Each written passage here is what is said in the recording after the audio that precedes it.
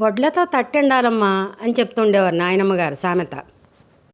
అప్పుడు అర్థం కాలే, కానీ ఏళ్ళు గడుస్తున్న కొద్దీ జీవితానుభవాలు ఉక్కిరి బిక్కిరి చేసేంతగా అయిపోతే అప్పుడు బాగా అర్థమైంది.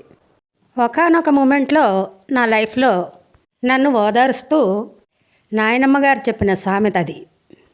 దాని అర్థం ఏమిటో కూడా నాయనమ్మ గారే వివరించారు. మనకున్న తెలుగు సామెతల వెనకాల, నానుడి వెనకాల చాలా అర్థం ఉంటుందండి. జీవితానుభవాల్లోంచి వచ్చినవే అవన్నీ.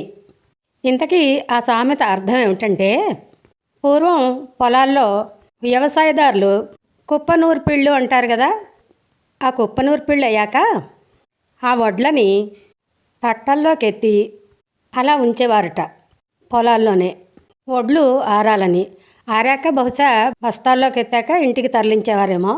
అయితే ఇక్కడ వడ్లకి ఎండలో ఎండాల్సిన అవసరం ఉంది, కానీ అవి ఎత్తిన తట్టకి ఎండలో ఎండాల్సిన అవసరం లేదుగా, ఎండబాధను భరించాల్సిన అవసరం లేదుగా.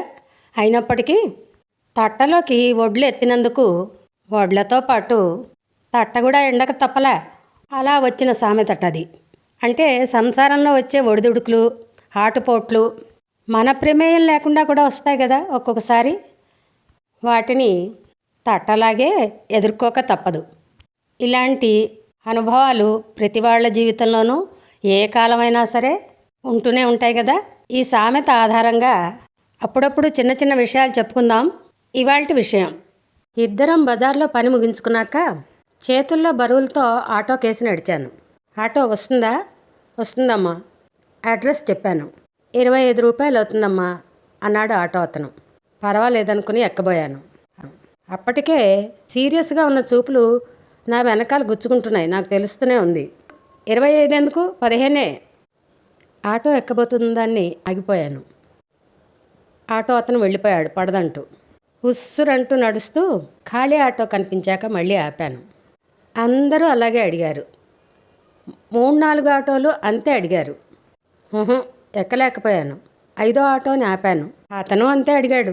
వెనకాల గుచ్చుకుంటున్న చూపుల్ని లెక్క చేయకుండా ఇందాకటి డైలాగ్ గుర్తొచ్చి 25 ఎందుకు, 15 అన్నాను. 20 రూపాయలు ఇవ్వండి అన్నాడు ఆటో అతను. కుదరదు అనబోయాను. వెనకాల సీరియస్ చూపులు గుచ్చుకుంటున్నాయని, పర్లే ఎక్కు అంటూ ఎక్కి కూర్చున్నారు శ్రీవారు. బతుకు జీవుడా అనుకుంటూ ఎక్కాను. ఆడవాళ్ళ మాటలకు అర్థాలు వేరు, లేదా ఆడవాళ్ళ మాటలు చేతలు అర్థం కావు అంటారు కానివ్వండి, చాలామంది మగవాళ్ళ మాటలు చేతలు కూడా అర్థం కావండి. వడ్లతో తట్టెండాలి మరి.